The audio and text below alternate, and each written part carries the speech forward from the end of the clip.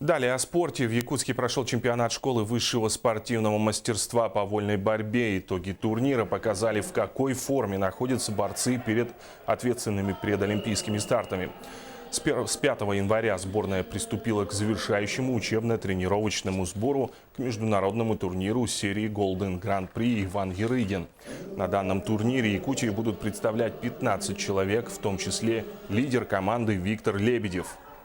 Участвуют все сильнейшие борцы нашей республики, сборная команда республики. Но это как раз перед предстоящим международным турниром серии Golden Grand Prix, как после очередного этапа учебно-тренировочных сборов, вот ребята, наша сборная команда проверяет свои там уровень готовности. Да, вот сейчас тренерский состав будет тоже, итоги будет подводить, кое-какие корректировки, конечно, будут вносить. Ну, сейчас вот в заключительном этапе в нашей команде к сборам подключается команда Болгарии и Монголии, поэтому еще кое-какие корректировки будут сделать в работе.